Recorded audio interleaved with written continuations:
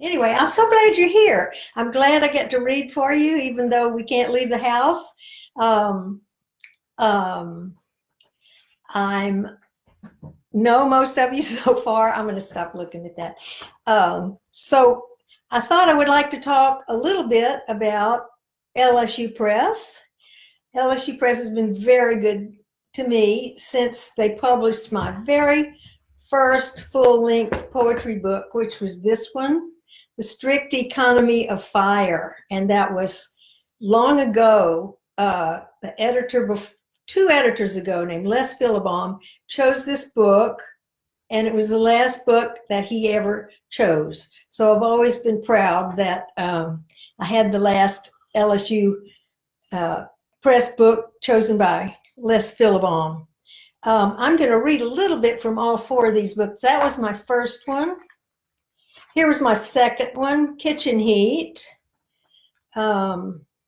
This is my third, Why the House is Made of Gingerbread. And this is my latest, Eldest Daughter. It's kind of a culmination of a lot of things, but all of these books have completely different poems in them from each other. So I want to congratulate LSU Press. They have won a huge award from the Louisiana Endowment for the Humanities. Their award is the 2020 Champion of Culture Award, and they have a big hoorah banquet, everybody all dressed up, flowers on long tables, a lot of speeches at the front. And that banquet this year would have been tonight, the Bright Lights Banquet at the Louisiana Endowment for the Humanities in New Orleans. So I'm sad they missed their big honor presented personally. They might do it again in October, but so maybe this is a small way of talking about that. Anyway, congratulations to LSU Press, and thank you for taking care of me all these years. I'm thinking, as we are all thinking, more about the pandemic than almost anything else, and there are many awful things about it.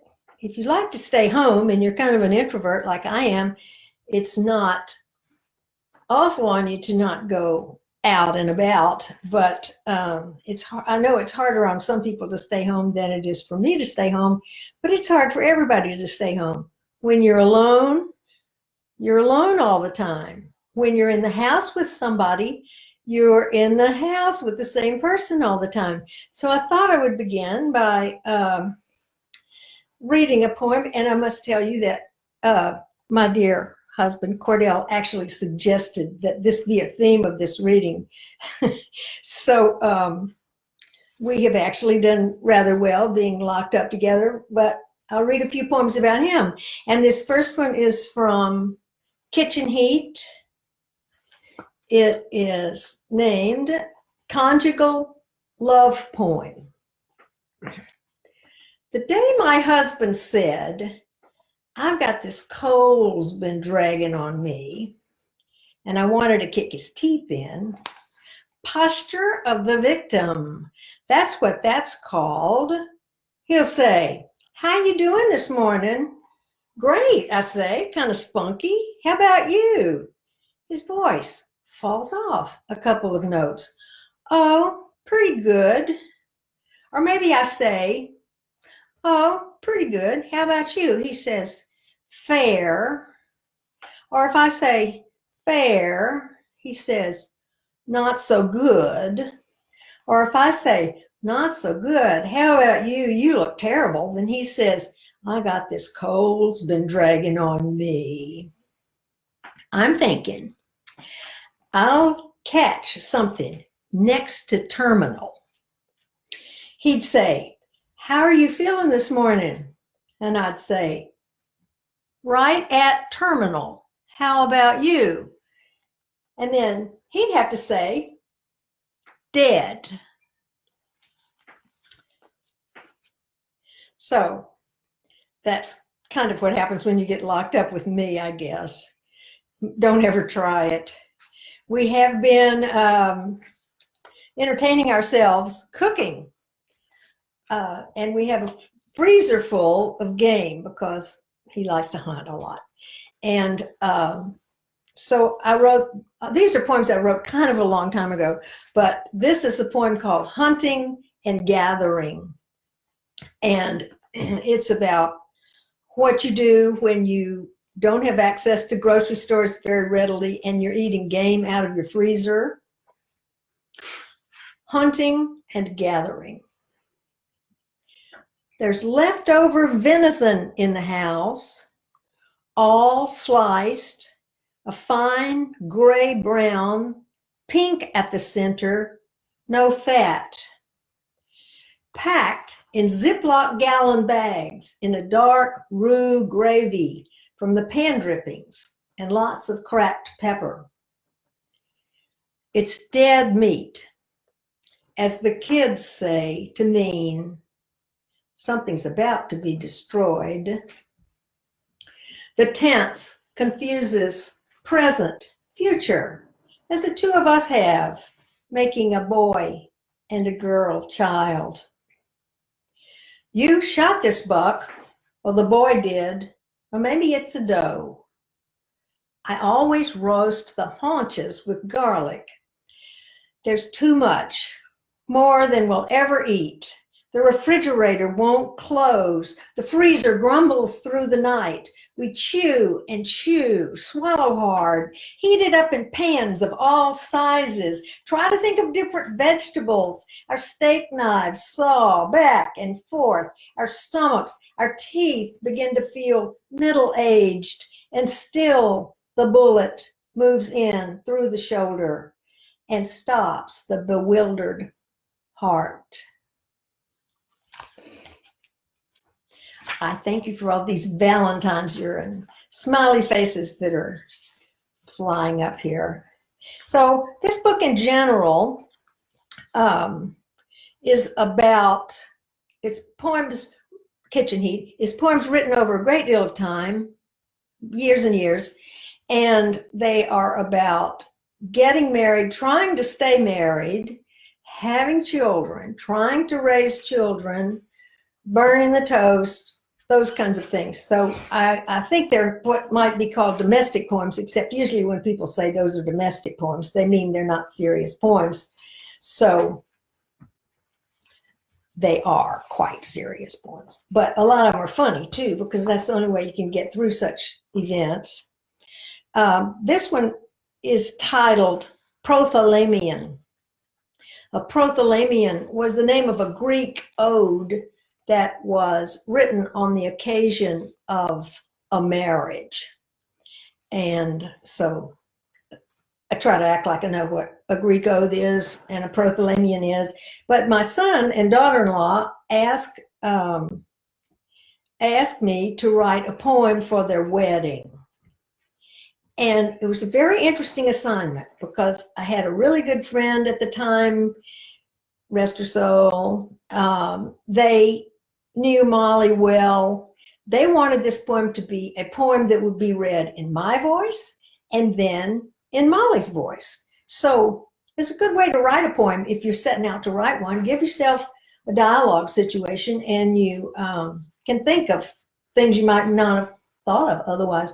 So this is Prophylamine for Sonia and Houston, and it's after a painting by Meinrad Craighead. And it's two parts, marriage, a painting, that was what I read. And then there is marriage, a cartoon. That was what Molly read.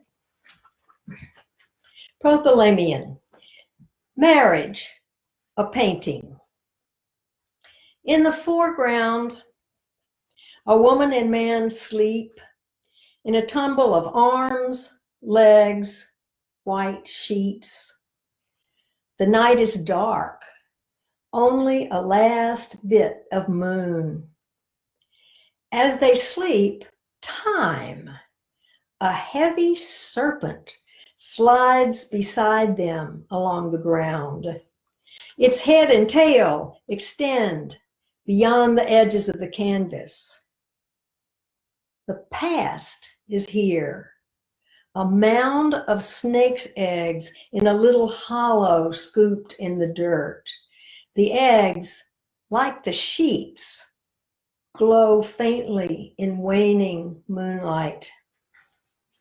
Sky and ground are a warm, thick brown.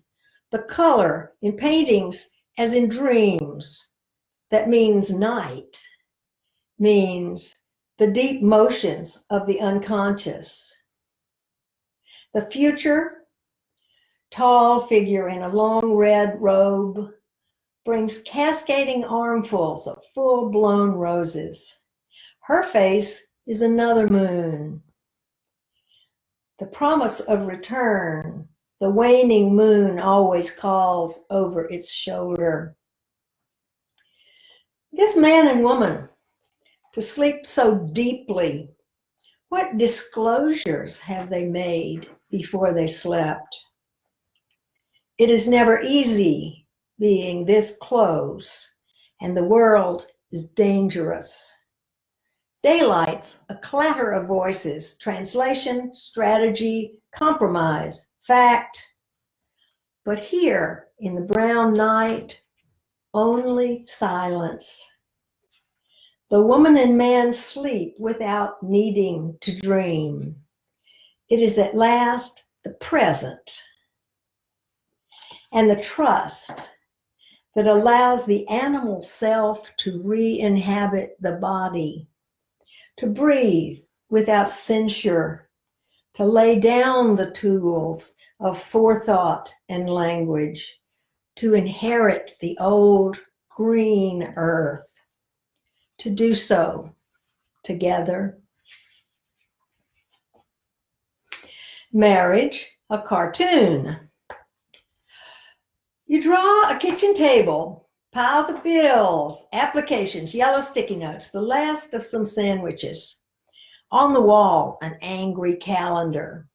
A 3-year-old reaches up to pull the electrical cord of the coffee pot. Where are the man and woman in this picture? Do you sketch them in the next frame, serenely asleep with a serpent on the ground in some fairy tale forest? No, you put them here in this kitchen, one standing, hand on hip, grabbing the coffee pot just in time. The other, hunched at the table over lists of numbers, maybe holding a fussy baby, looks up in time to see the split-second rescue of the coffee pot. And somehow, out of all the possibilities, begins to laugh. Where does it come from?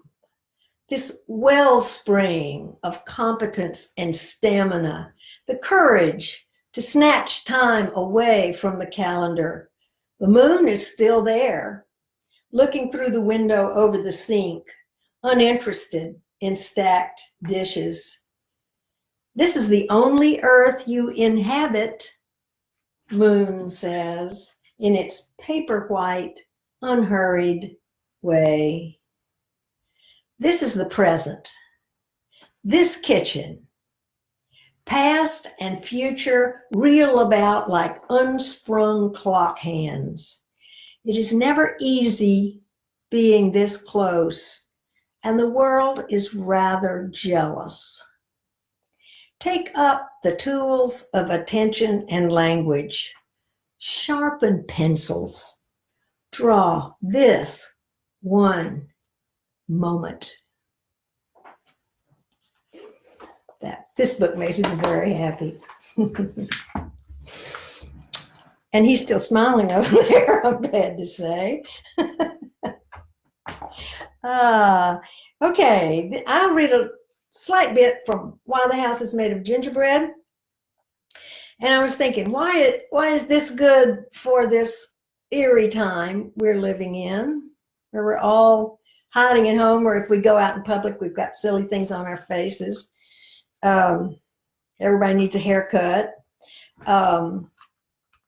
But I realize in many of these books that a lot of my poems are about resilience, and bad things happen to you, and sometimes you can just laugh. Bad things happen to you, but you manage to survive. So I do that psychological action much better in poems than I do in real life. But that makes them, to me, a little, that kind of thing, to think of resilience, consoling in a time when we need it. This book, Why the House is Made of Gingerbread, is kind of a jazz take on the fairy tale Hansel and Gretel. You kind of review what you know about Hansel and Gretel in your mind. They have a mean stepmother who kicks them out. They're starving. The father takes them out to let them eat by wild animals. Witch comes, catches them, takes them back to her house. Stepmother knew the witch was out there. Takes them back to the witch's house, and she's not going to eat them until they fatten up. They've been starving all this time. So Gretel has to learn to cook, which I think is part of the archetypal thing about that fairy tale, is that if you think of old times, ancient roles, Gretel has to go into the fire to learn to cook, to go from being a girl into being an adult, where she'll have to do those kinds of things. So this is one spot along the way. Hansel and Gretel are in the woods, hungry and terrified. And all of a sudden they come on the witch's house, right? It's a candy house. So how does a candy house look so beautiful to a starving child? Of course, what could be better? Candy, right? So this is called the first wish. And this is the point where Hansel and Gretel are at the edge of the witch's clearing, and they're looking in at the house. The first wish. Knowing the sugar house was dangerous, even evil, Gretel walked toward it. After long enough in the woods, any house of your own kind seems a shelter. They had seen dens, lair, deer huddles, small, round nests of finches. An adult might think these sweet. Her eyes grow soft when she fumbles onto little wads of flannel and hay the brown mouse lays down in the firewood, or a cocoon webbed soft to a stem in the weeds. But a child, her hands chapped and cold, a child without a mother has no luxury of sentiment. Finding such things, she sees only the eggs she might eat if she's desperate enough by that time, or the return of another female to turn at her with claws or slapping wings. The smell of baking paralyzed Gretel's good sense. Fondant congealing from clear to snow, a house cooking itself up before her eyes because her eyes fixed on it. Hansel, in his headlong way, had crashed through the willow brake at the clearing's edge, grabbing for candy curlicues, yelling out her name.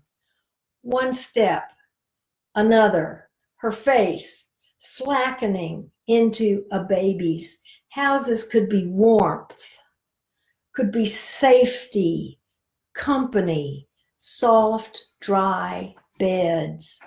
But this one was food. The first wish, food. So it's kind of, this whole book is kind of like that. The Strict Economy of Fire was my first book, as I said, and it tracks a wilderness trek I did with a women group from Outward Bound many years ago in Nepal. In a way, it was the adventure of my life. It was an almost unthinkable thing to do. For me, it was almost an unthinkable thing to do at the time. And I got the idea. I was really afraid to do this, but I was going to do it. I got the idea ahead of time that I would die while I was there. We were going to do some dangerous things. We were going to walk on little bitty crooked logs across huge ravines down to crashing rivers.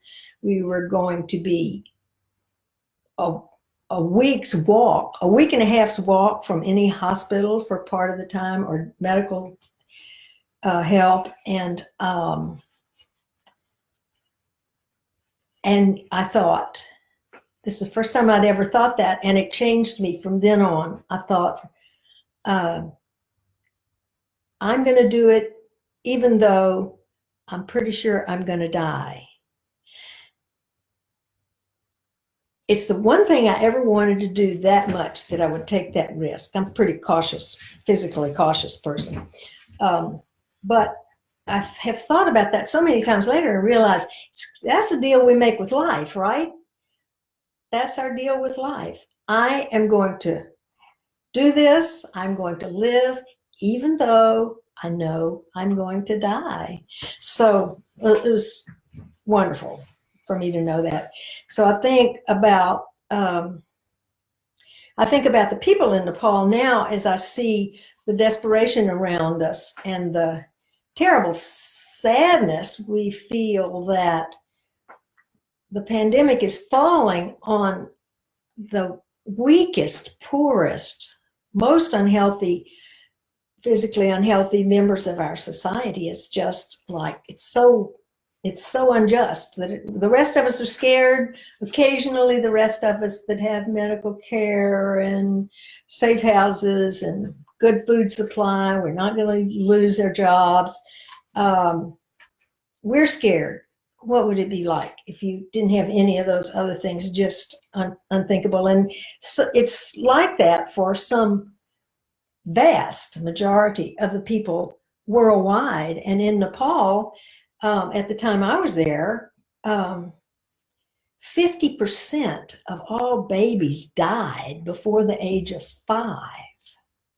And a lot of that is way back in the mountains, 50%. And so I would think, I have 2 children. Which one of them would die? Oh, it's so sad. So I learned about a god. This poem has a lot of Hindu terminology in it, which I read a great deal of, Hindu and Buddhism, before I went on this trip. And the goddess of prosperity her name is Lakshmi, which is a name, it's kind of become a name we hear these days, Lakshmi, often said Lakshmi. She's the goddess of prosperity. And there's one night of the year in a long festival, the 4th night is the visitation of the goddess of prosperity. You have to have your house extra clean. So she gives you prosperity. She gives you luck. In our society, if you have luck, you might have a bigger car. You might get a grand vacation. Think of what we think of as luck. In that society, luck means you have enough food so your children will live. So that's what this poem is about. Visitation, goddess of prosperity. The 4th night of festival, she comes. Goddess who grants or withholds. Lakshmi herself, trailing flame-colored silks. All the household must be lit with butter lamps, flames cast against scrubbed walls. The mama's hands are red. Tonight will tell. The night of the 4th day she comes. Lakshmi, who decides, let it be enough, prays the mama, her hands red, the butter for the lamps, costly. There is never enough food, the tiny fires twinkle. Never enough food, chant the babies. The night of the fourth day, she comes. It is Lakshmi to reward or take away. Elijah drawn to Seder cup. St. Nicholas to the feast and Yule fire. The old ones warm their unforgiving bones at the bright celebrations and make sure the grave brittle rules hold fast. On the night of the fourth day, she comes, Lakshmi, who decides. Watch the wick lamp on the threshold for a flicker at her step. Listen for the bracelets, the thin coin of her judgment. Let it be enough, the mother prays. The grandmother whispers from her dim corner. All fires are burning children. So this book has a lot of elation in it from, and it has a kind of a liturgical sound to it, like you could probably hear. And because that was kind of the frame of mind I was in when I was there. I'll show you my fourth book, but I've run out of time. This fourth LSU Press book, this is Eldest Daughter. This is a painting by my good friend Van Wade Day. I started to stand in front of a painting of Van's, but I couldn't get anything to hold my computer. That's not a good reason. But it's about me being a preacher's daughter, a recovering preacher's daughter, a recovering Baptist preacher's daughter, and it has a lot of wild, wonderful Old Testament language we hardly ever used before in lately. And it's just, I mean, the Holy Ghost makes an appearance, the redemption, sin, all this great vocabulary words. Iron chariots of the Philistines from the Old Testament, because you know that kind of scripture when you're a Baptist preacher's daughter. So this is the newest one. This is kind of a culmination of my entire life of trying to figure out religion, Baptist preacher's daughter, and there's some incest thrown in and some abuse thrown in and some.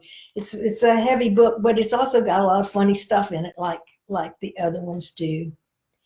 It's been a real pleasure and honor to read to you, and I was trying to keep out of the corner of my eye. I was trying to keep track of what you were saying, but I couldn't. But I'm about to click off, and I will answer if there are any messages or questions, I will answer you. I guess it comes up on this website. I'm not sure. It'll come up somewhere. Anyway, thank you for coming. Wash your hands. Be safe. Celebrate LSU Press, and celebrate the resilience that we all can gain from poetry and all the arts. Goodbye.